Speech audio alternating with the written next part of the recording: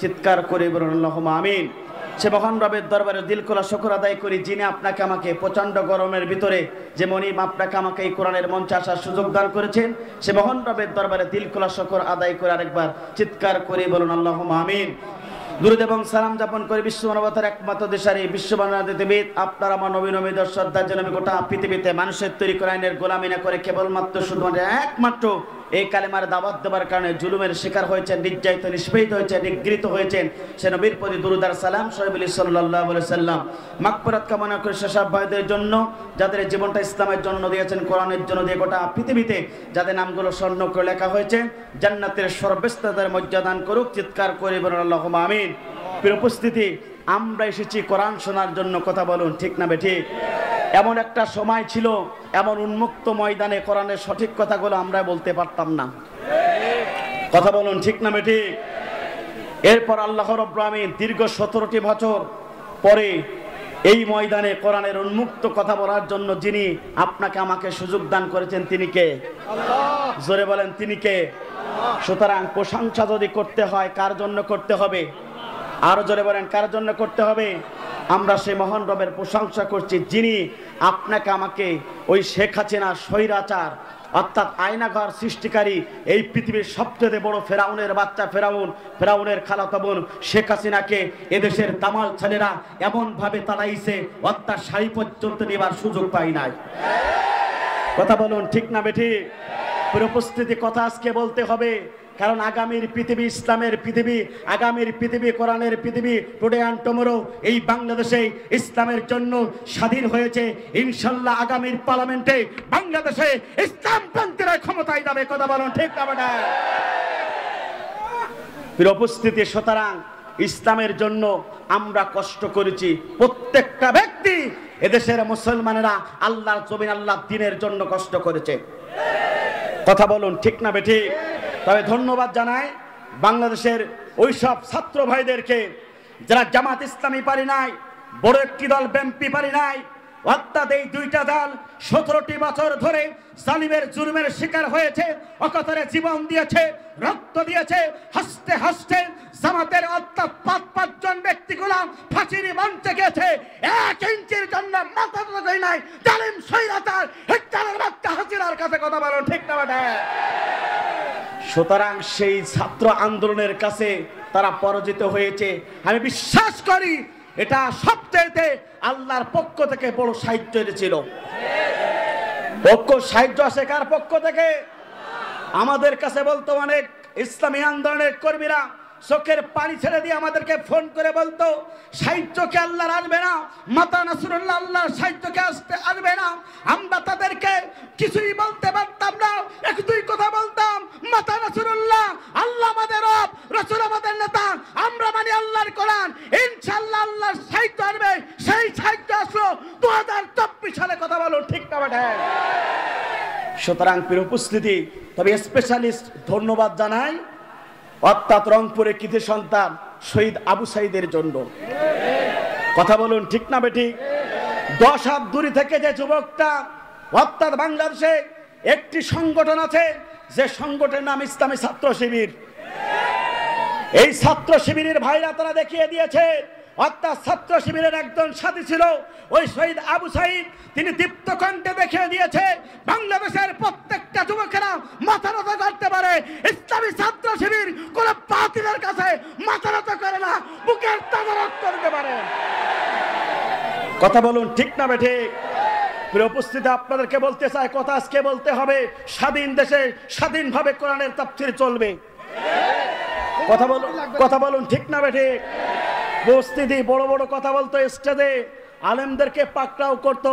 আজকে আল্লামা সাইদ একটা কথা বলেছিল, এমন একদিন আসবে যে ইঁদুরের গর্ত পর্যন্ত খুঁজে খুঁজে পাওয়া যাবে না, কথা বলুন ঠিক না বেঠি? আল্লাহ পাক ভালোই জানে ইঁদুরের গর্তর সেই কত নিম্ন স্তরে তারা এখন বসবাস করে, কথা বলুন ঠিক না বেঠি? আর আল্লামা সাইদি হচ্ছে বাংলাদেশের সবচেয়ে বড় ওলি, কারণ হলো তিনি তাফসীর জগতে তাফসীর যে কথাগুলো বলেছে 2024 সালে সেই কথাগুলো সত্য হয়েছে। তিনি বলেছিল এত নাড়াচড়া করে না, বাংলাদেশের মুসলমান যদি একটা গাছ ধরে নাড়া দেয় মামুর বাড়ি দিল্লি গিয়েই পড়বা, কথা বলুন ঠিক না বেঠি?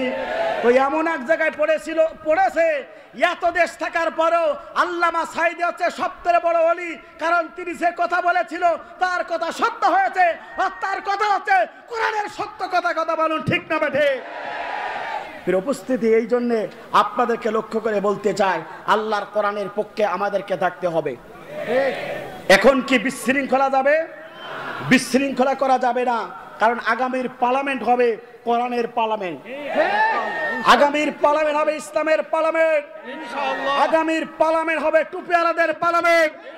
আমি বলেছিলাম এই দীপ্তকণ্ঠে, ওই মঞ্চে বলেছিলাম, আগামীর পৃথিবী হবে ইসলামের পৃথিবী, আগামীর পৃথিবী হবে কোরআনের পৃথিবী। আর আজকে বলে যাচ্ছি, বাংলাদেশের পার্লামেন্টে ইসলামপন্থীরা ক্ষমতায় যাবে।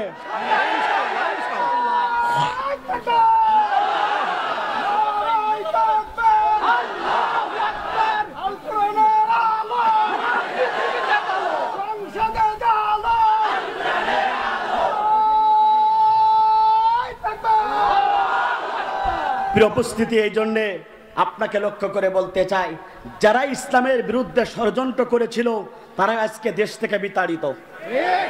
কথা বলুন ঠিক না বেঠিক?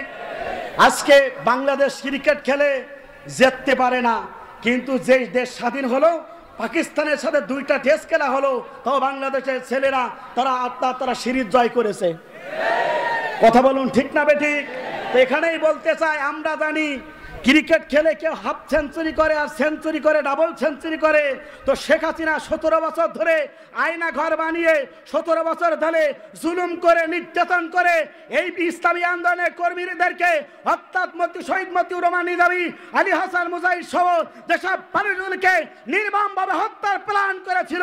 আজকে 2024 সালে বাংলাদেশের মানুষেরা দেখিয়ে দিয়েছে শেখ হাসিনা নামে অর্থাৎ হত্যা মামলায় সেঞ্চুরি করেছে শেখ হাসিনা। কথা বলো ঠিক না? 100 না ডাবল সেঞ্চুরি হবে, তো ওয়েট করো। কথা বলুন ঠিক না বেঠি? এদেশের জনগণ, এদেশের মানুষের, এদেশের যুবকেরা তারা রক্ত দিয়েছে, কিন্তু বাতিলের কাছে মাথা নত করি নাই। আর ওই সে হারুন মামা এখন আর খুঁজে পাওয়া যায় না। কথা বলুন ঠিক না বেঠি? আল্লামা সাঈদীকে যিনি লিখিতভাবে ফাঁসির কাস্টে ঝোলাতে চেয়েছিল, সেই কালামানিক বিচারপতি দেখেন সালমান এই প্রমাণ, অর্থাৎ দাড়ি কামিয়ে যে নৌকায় ডুবে গেছে সেই নৌকা নিয়ে পালানোর জন্য চেষ্টা করেছিল, সেই নৌকায় ডুবে ধরা খেল। আর কালামানিক যে দাড়ির বিরুদ্ধে কথা বলতো, দাড়ি সহ্য করতে পারতো না, সেই দাড়ি নিয়ে সিলেট দিয়ে পালানোর জন্য চেষ্টা করলো। এদেশের ছেলেরা এমন কাজ করেছে, অর্থাৎ পুরুষাঙ্গ পর্যন্ত নষ্ট করে দেওয়ার জন্য চেষ্টা করেছিল। ইন্না বাদশা রাব্বিকা লাশাদীদ, আল্লাহ পাক যেদিন ধরবে দুনিয়ার কেউ সেদিনকে রাখতে পারবে না। সুতরাং আমাদের সরকার, অন্তর্বর্তী সরকারের প্রধান ডক্টর ইউনূসের কাছে আহ্বান হলো, শেখ হাসিনাকে মামুর বাড়ি রাখলে হবে না, তাকে বাংলার জমিনে নিয়ে আসতে হবে। আর বাংলাদেশে এসে শেখ হাসিনাকে ঢাকার বাইতুল মুকাররমে প্রকাশ্যভাবে লক্ষ লক্ষ মিডিয়ার মাধ্যমে তাকে ফাঁসির আসামি করে ফাঁসি দিতে হবে। এটাই লক্ষ্য করতে হবে। নব্বই ফ্রাউনের বাচ্চাদেরকে ইতিহাস প্রমাণ রাখতে। কথা বলুন ঠিক না মানে? সুতরাং হাসিনার ফাঁসি দান কারা কারা, দু হাত তুলে আল্লাহকে দেখিয়ে দেন তারা।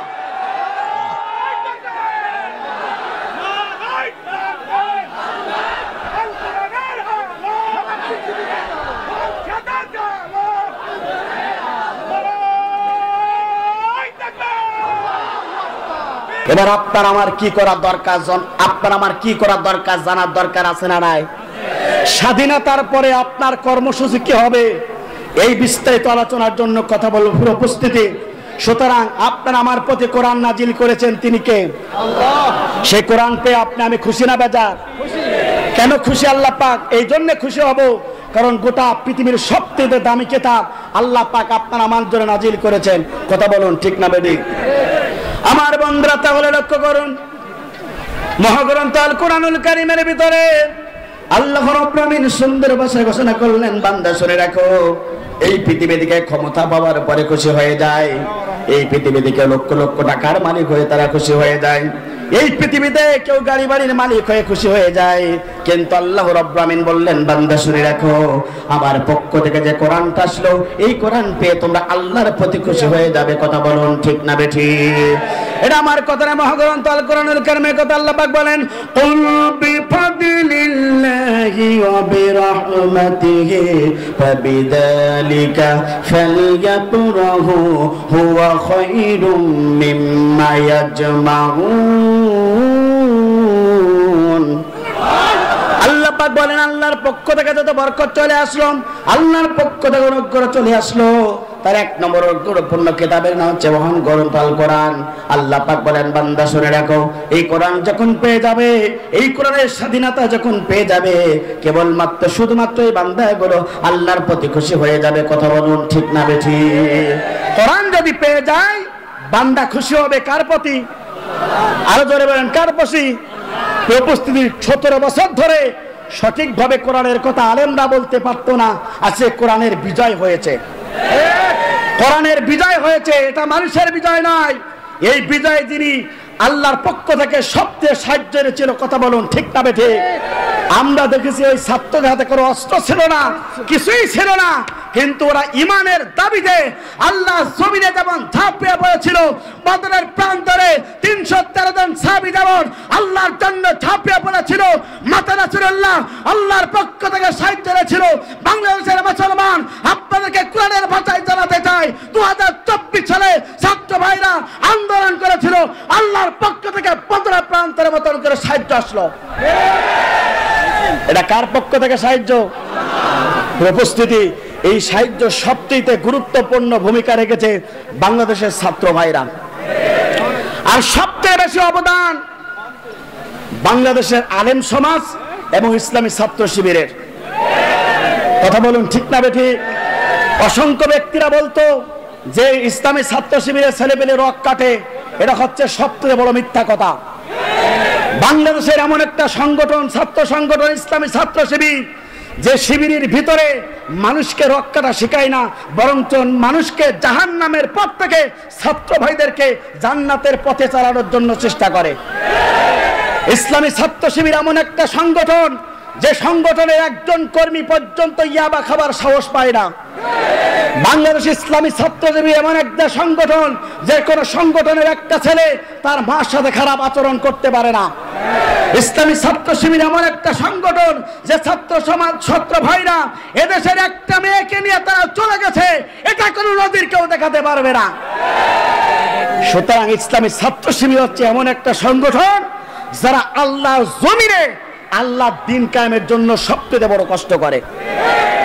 সুতরাং এই ইসলামী ছাত্র শিবির যারা আছে তাদেরকে আমি স্যালুট জানাই, আমার পক্ষ থেকে ধন্যবাদ। আমি এই করোনা সহ এই সাতক্ষীরা আশেপাশে যত ছাত্র শিবিরের ভাইরা আছে আমি সকলের নাম জানি নাই, আমার পক্ষ থেকে তোমাদের জন্য সালাম। আর আমি আপনাদেরকে লক্ষ্য করে বলতে চাই, আপনাদের সন্তানগুলোকে ছাত্র শিবিরে এখন ইনক্লুড করে দেবেন, তাদের ভর্তি করাই দেবেন। তারা কিছু না দিতে পারুক, ওই সন্তানগুলোকে নামাজের ট্রেনিং দিতে পারবে।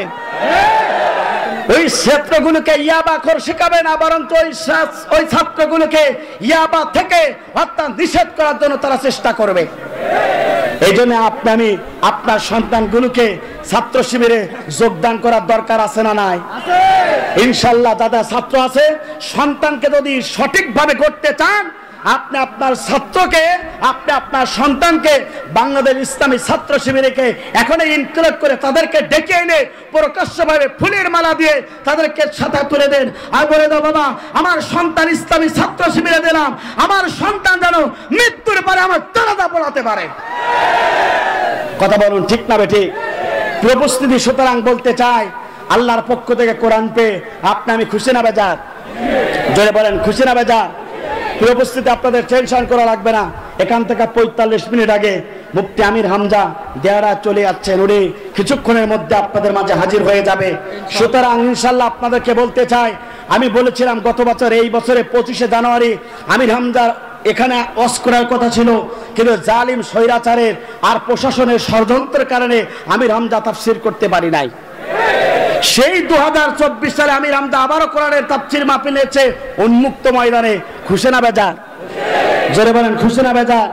যেহেতু ডেট আমি নিয়েছি, আর সকলে আমার সাথে যোগাযোগ করে, ভাই আপনার সাথে যোগাযোগ করলে আমির হামজার পাওয়া যাবে।